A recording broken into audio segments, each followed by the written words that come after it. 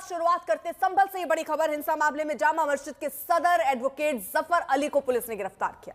घंटों की पूछताछ के बाद जफर अली को गिरफ्तार कर लिया गया है। 24 नवंबर 2024 को संभल में हुई हिंसा, इसी केस में जफर अली को आज गिरफ्तार कर लिया गया है। जामा मस्जिद के सदर जफर अली गिरफ्तार, घंटों की पूछताछ हुई और उकसाने का आरोप भीड़ को उन पर लगा है। बड़ी खबर ये संभल से। हिंसा मामले में जामा मस्जिद के सदर एडवोकेट जफर अली को पुलिस ने फिलहाल पूछताछ के बाद, घंटों ये पूछताछ चली जिसके बाद गिरफ्तार किया गया। हिंसा भड़काने का उन पर आरोप। 24 नवंबर को याद होगा आपको, उत्तर प्रदेश के संभल में हिंसा भड़की थी और अब ये गिरफ्तारी उसी मामले पर हुई है। घंटों की पहले पूछताछ हुई जफर अली से और उसके बाद इस पूछताछ के बाद गिरफ्तारी हुई।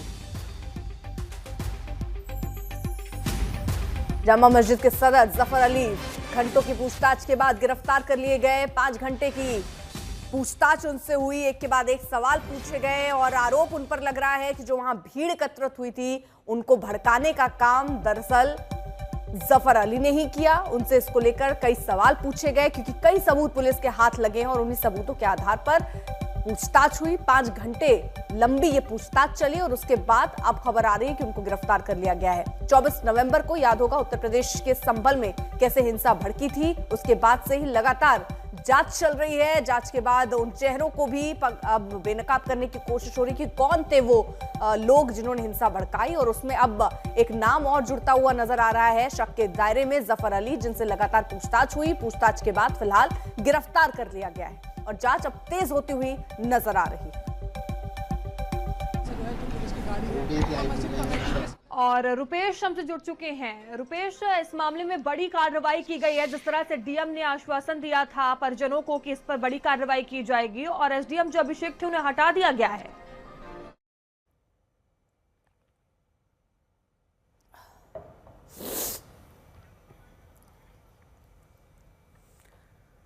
अभिनव माथुर हमारे साथ, हमारे सहयोगी इस वक्त जुड़ चुके हैं और जानकारी के साथ। फिलहाल आपको अभिनव जरा बताइए हम लोगों को कि 5 घंटे ये पूछताछ चली, उसके बाद गिरफ्तारी हुई, क्या भूमिका नजर आती है इनकी?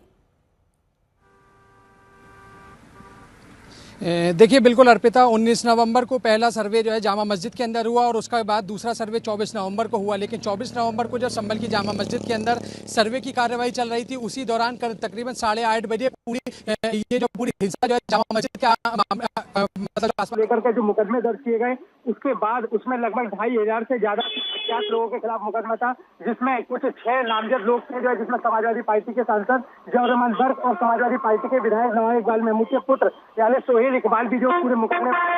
अब बताया जा रहा है कि उसी एफआईआर के अंदर जो है एडवोकेट जफर अली को जो है नेम करते हुए फिलहाल अब इस मामले में जो पूछताछ जो है जफर अली से की गई है, जो कि जामा मस्जिद कमेटी के सदर हैं और जामा मस्जिद के सदर यानी जफर अली 19 नवंबर और 24 नवंबर के सर्वे के दौरान यानी दोनों ही दिन जामा मस्जिद के अंदर मौजूद थे। आखिर उस दिन जो क्या कुछ हुआ और 24 नवंबर की हिंसा के दौरान जफर अली जब जो है वहां से मस्जिद से जब बाहर निकले तो उनके और भीड़ के बीच में जो क्या बातचीत हुई, इन सभी बातों को लेकर के आज एसआईटी ने पहले उनको सुबह पूछताछ के लिए बुलाया। तकरीबन 12 बजे एडवोकेट जफर अली को पूछताछ के लिए संभल कोतवाली बुलाया गया था और ये लगभग 4 घंटे की पूछताछ के बाद अब एडवोकेट जफर अली को ऑफिशियल तरीके से गिरफ्तार कर लिया है और गिरफ्तार करने के बाद अब यहाँ से उनको चंदौसी का जो सामुदायिक स्वास्थ्य केंद्र है वहां पर उनको ले जाया गया है। वहां उनका मेडिकल परीक्षण कराया जाएगा और उसके बाद उनको कोर्ट में पेश किया जाएगा। तो ये अभी तक की एक बहुत बड़ी गिरफ्तारी संभल की 24 नवंबर की हिंसा के मामले में है, जिसको लेकर के लगातार पुलिस की टीमें जांच कर रही थी, एसआईटी की टीमें जांच कर रही थी और आज जब सुबह से ही एसआईटी की टीमें संभल कोतवाली में मौजूद थी,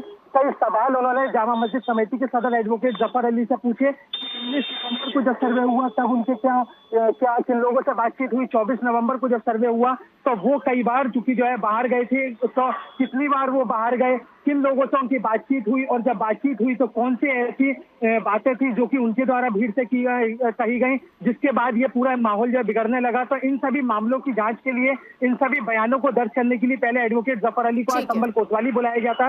एसआईटी के सीओ खुद वहां पर मौजूद थे, एडिशनल एसपी मौजूद थे और उसके बाद उनको गिरफ्तार कर लिया गया है। चलिए आप नजर बनाए रखिए, आगे भी आपसे अपडेट लेंगे। जैसे कि मैं सो रहा हूँ तो पिताजी को जगाना है मुझे, तो वो डायरेक्ट उठाने के बजाय, और हिंसा की परंपरा मेरे यहाँ नहीं थी सौभाग्य से, तो वो क्या करते थे कि उस कमरे में आ जाएंगे या बाहर से गुजरेंगे और चौपाई बोलेंगे, प्रात काल उठ गए रघुनाथा, मात पिता गुरु नावही माता। कभी कभी मैं गुस्से में उठ करके अरे पापा चरण स्पर्श किया और सो गया, मैंने कहा अब मत उठाना।